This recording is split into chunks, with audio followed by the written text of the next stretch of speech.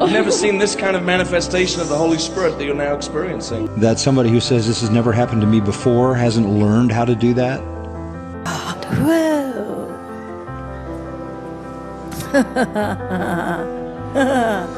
Wow. Oh. Like people kind of learn how to speak in tongues? Okay. Shabba, shabba, shabba. That's a very frightening thing.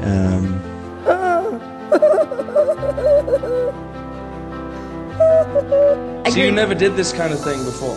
No. Had you ever seen it before? No. You've never seen this kind of manifestation of the Holy Spirit that you're now experiencing? Yeah. No, you never had. No. It's my sense that if Jesus were around, he would do with those two women what he did in the synagogue with the demon-possessed person.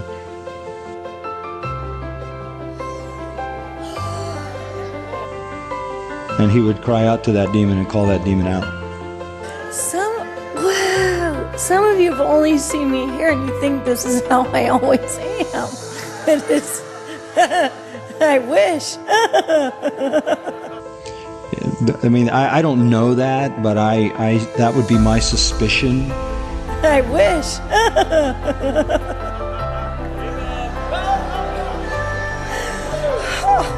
You know, it's just so sad to think of a place that says it represents Jesus Christ, literally inducing people into the kingdom of darkness in these kinds of experiences. Carol said I didn't have to get it together, so... And now I want to say one other thing. I don't believe that can happen to believers.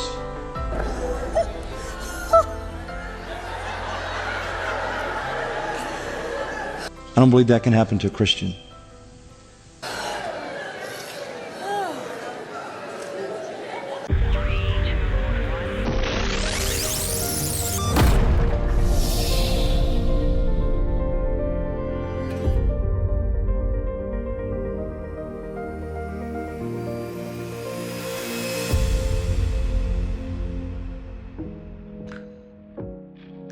Welcome to Sincere Faith. This is the channel that's stirring minds to a sincere faith.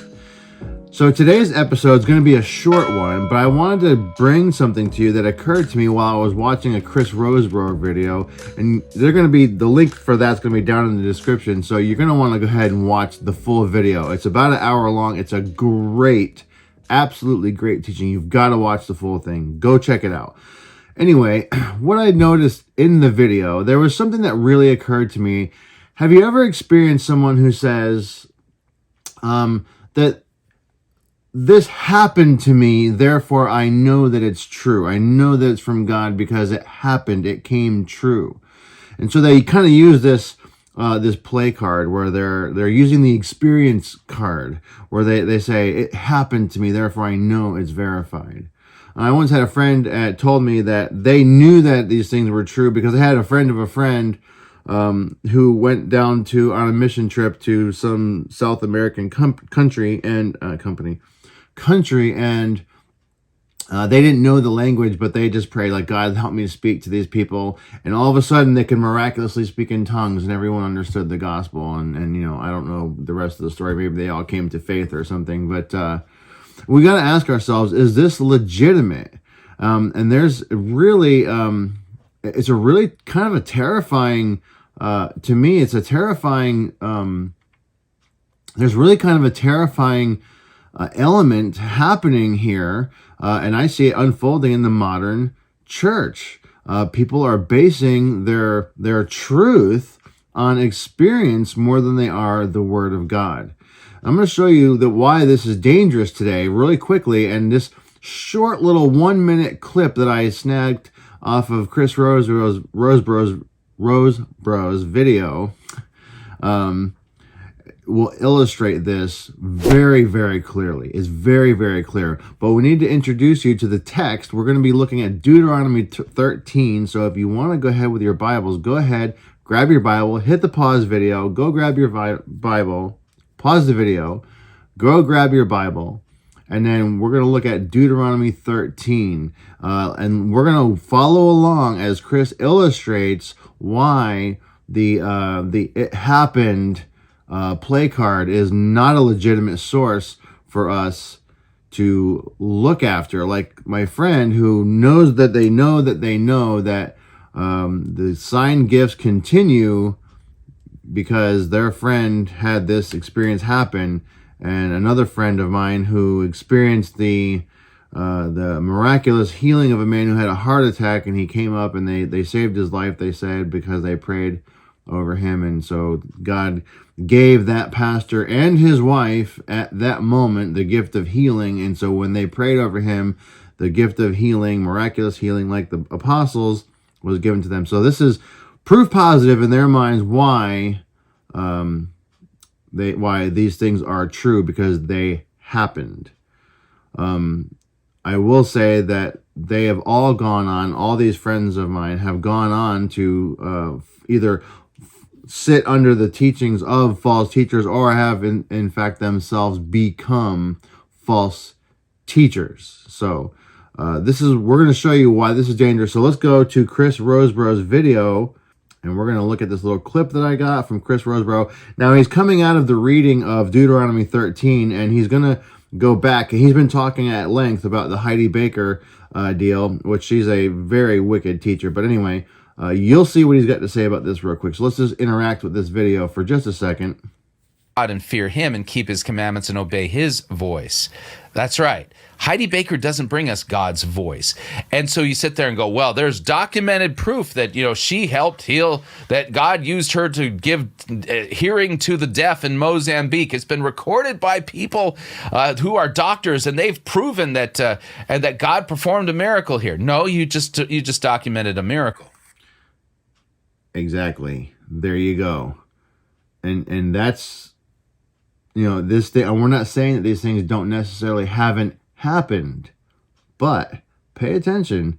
These things may have happened, but watch what happens here. I'm going to rewind it just a touch, so I won't interrupt him again. I'll try not to. Let's go back a couple seconds. They've proven that and that God performed a miracle here. No, you just documented a miracle. You haven't actually documented that God is the one who performed it. And the reason why I say that is because God tells us that there will be false prophets who will be able to perform great signs and wonders. And so Heidi Baker, if you would just open your eyes and compare the Holy Spirit she's talking about and the Holy Spirit she's manifesting to the Holy Spirit found in the Scripture, you would recognize that that Holy Spirit that she worships and brings is a different Holy Spirit altogether, and it is legitimately a different God. No, there's just no two ways about it. And this is the reason why I've been warning the church about Heidi Baker for years, and I've been warning our church and everyone that we talk to, interact with on social media, that you should, it's very, very dangerous to look to like the experience as your proof that it's actually you're having interaction. Just because you can say, all right, Lord, I want to open my heart to speak in tongues, and then all of a sudden it just starts flowing out of you. I can't do it for you, but I can tell you how to pray in supernatural languages. So you start speaking like little baby words and say them as fast as you humanly can when I begin to pray. Raise your hands to Holy God and begin to pray in a language you've never been instructed. If you don't move your tongue and speak, no one else will do it.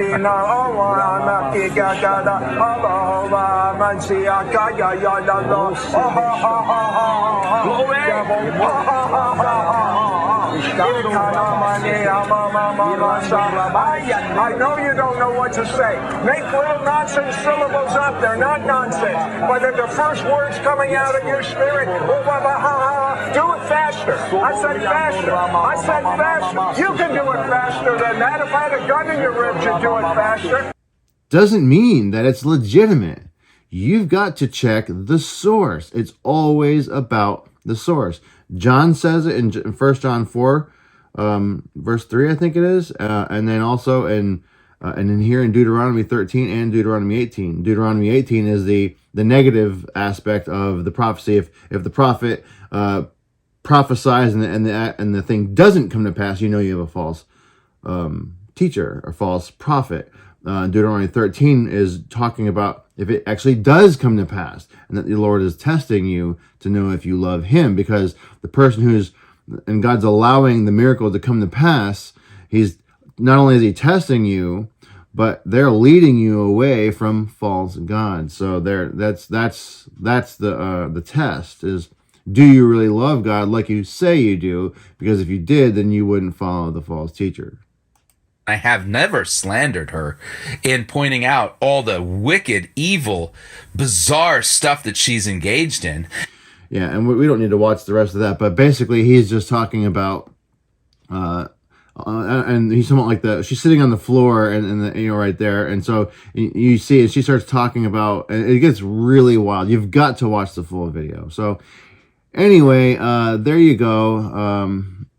This is how we are to look at it, because the spirit that they're talking about, the spirit that they're trying to bring you, people use a lot of Christian words and a lot of Christian lingo, but they got caught up by the experience. And you'll find at the end of the day, what's telling them that what they believe is true is their experience and not necessarily the Word of God. And they'll try to use the Word of God to prove that their experiences are true, and it needs to be the other way around. Peter was very clear about that. Let's one tiny thing to add before we go away. 2 hours later. Here we go. 2 Peter chapter 1.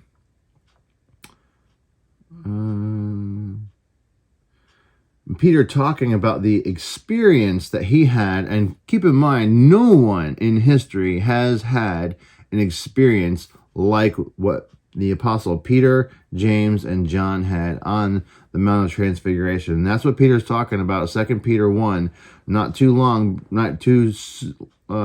before he dies, he will give his life. He writes these words and preparation for warning the church away from the very same thing that I'm warning you from, that Chris Rosebrough is warning you from. For he says this of Christ, for when he received honor and glory from God the Father, and the voice was borne to him by the majestic glory. This is 2 Peter 1:17. This is my beloved Son, whom I am well pleased. Now he's telling you what happened. We ourselves heard this voice born from heaven, for we were with him on the holy mountain. And we have the prophetic word more fully confirmed, to which you would do well to pay attention. That's the point. The prophetic word is the point of all of the preaching. Knowing this, first of all, that no prophecy of Scripture comes from someone's own interpretation, for no prophecy was ever produced by the will of man, but by men who spoke from God as they were carried along by the Spirit. The Word of God is the more sure thing. He's saying, in comparison to the experience on the mountaintop, you can't get a mountaintop experience any higher than that. They heard God speak about Jesus, and they saw the revealed, the flesh pulled back from Christ to see who he was. And he's saying here, even that experience, we have the more sure word, the prophetic word made more sure from God, because it's God who is the authenticator of all prophecy, and his word stands. And that's what we're all talking about here, and that's what we're trying to let you understand is you need to go to the Word of God, not the experience of someone, not looking for the proof of the experience of someone else put together some story and thereby prove their theology. And therefore, it grants them access into your life to speak to you on spiritual things. It grants access into your pocketbook so that you'll help support their ministry. So that's what all this is about. We're just coming here to warn you. I wanted to show you why this is so dangerous. And I want you to go over to Fighting for the Faith and click the like and subscribe button for them. Go ahead and follow them. He's a great Bible teacher. Go ahead and click and click the like and subscribe button for this video. I'd appreciate it, guys. So anyway, because we're going to try and keep bringing you more of these little teachings. Hopefully this didn't take too long. May the Lord richly bless you and keep you. In Jesus' name, amen.